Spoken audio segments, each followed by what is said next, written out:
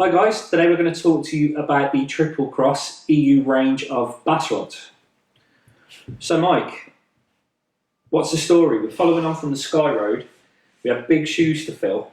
Yeah. And we've been talking about the EU custom online for a while now. Tell us a bit more about it. What's the backstory? Absolutely. So the background to it, we as a distributor took over at the end of 2017. Yeah. And obviously prior to that, the Skyroad Seabass had been the best selling £200 bass rod in the UK, probably for the previous 5 years. So like you say, big shoes to fill. The current range that Majorcraft were producing was the Triple Cross. Yeah. And the Seabass in that range was more of a regular action rod, which has its own merits, absolutely. Yeah, so I remember picking up the Seabass range and it was a little bit softer. I think where they were going with it, it was more suited to crankbait fishing, fishing hard plastics, maybe metals, but it wasn't a one for all. It wasn't the Skyroad. So because obviously the Japanese have this, they're more likely to buy a rod for every style of fishing, where we are definitely in the UK being asked to have one rod to fit all. Right. Yeah. So we went back to Majorcraft. Yeah. And we in effect challenged them to find a rod that would suit our market better. And, you know, basically we were looking for almost a collaboration between the old Skyroad Seabass and the Triple Cross current range. Right, okay. So you'd encompass all the best bits of both. So what was the time frame then? Talk us through it. So, well, we started talking about it with Japan in February of 2018, and we probably received the first samples late March of 2018. Okay.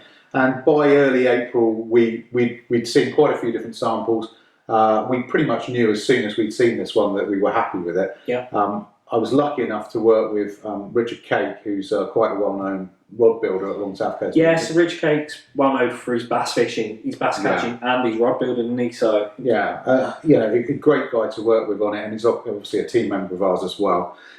So between us and the other pro staff that worked on testing the rods, we were able to feel very comfortable with this particular blank or range of blanks, and we obviously put the order in. We decided we green lighted it, and that roughly took from April through till September. Right, okay. We received the first delivery in the middle of September of the rod. So I can see in front of us here we've got 4 models. Yes. Is that the that's the lineup? That's the full range. So talk us through that. What we got here? Okay, so first we have the 902L. That's a 9-foot 7 to 23 gram. Then we've got the 902ML, which again is a 9-foot, but that's a 10 to 30 gram. Yep. Then the 962ML, which is the 9-foot 6, 10 to 30 gram. And finally, we've got the 962M, which is a 9-foot 6, 15 to 42 gram. Okay. So what about the actions on these rods? Are they all similar, or? Well, the L and the MLs are very, very similar. It's more of a sort of a faster action rod. Yeah. Quicker recovery. Yeah. The M is a slightly slower. It's still quicker than the Triple Cross's Japanese traditional equivalent. Seabass one. Yeah, but it is a slower rod. But it's designed more for surf fishing, if you like, heavier metals and plastics, and so yeah, not quite the same. Yeah. Basically, these are all Fuji K guides on all of them. Fuji reel seats, Fuji painted reel seats, split EVA. Handles, and they're all built on the 4-axis carbon. Okay. So you mentioned there about the 4-axis carbon. This is something that features, and you'll see as we go through the series of videos.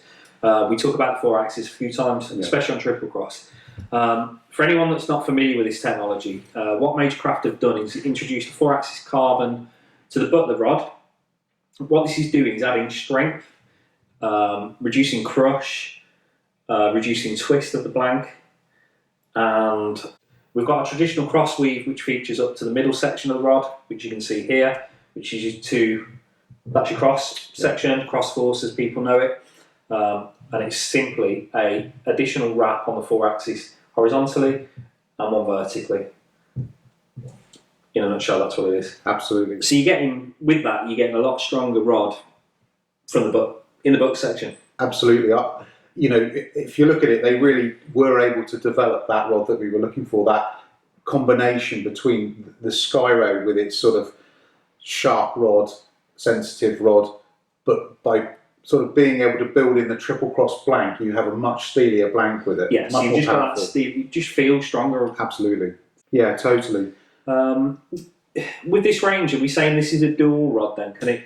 Yeah, I've got to say, I think Is it an all-round rod? Is it truly an all-round rod? it truly is. I mean, I personally, I fish a lot with hard plastics, so my preference will always be surface fishing. Yeah. But I do surface and subsurface.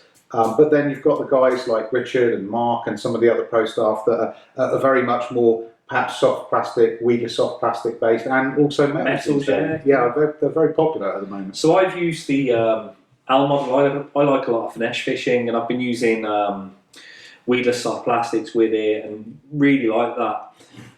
I'm a Zander fisherman as well. I love working and bouncing the bottom, and I love it for bass. I love it on running water. And what I really was impressed with on the estuaries, just how quick that tip recovered. So. Oh, they're great. They have done a fantastic job. So what's the feedback in the field? I know Henry Gilby's been raving about it.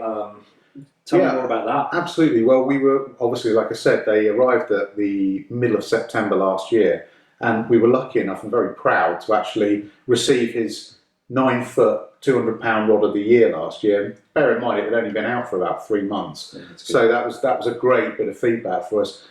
Other feedback, realistically, we've had thousands of fish already caught on it. Yeah.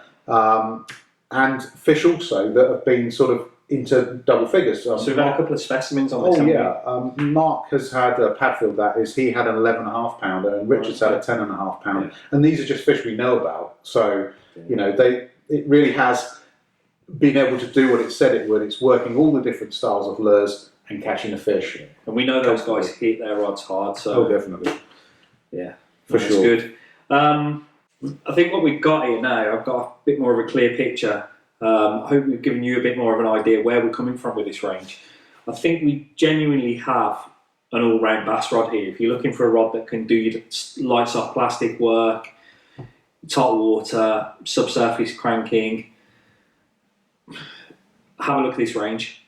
If you've got any questions, if you want perhaps any more information, you can either get in touch with one of our stockists, which the full list is available from tacklewave.co.uk. If you've got any questions for us, get in touch via the comments section below, or drop us a message on Facebook or Instagram. One of the team will get back to you. We've got myself, we've got Mike, we've got Richard and Paul, always active on there, so we'll get back to you as quick as we can. That's all from us today. I hope you found that informative. We'll see you next time. See you in the next video.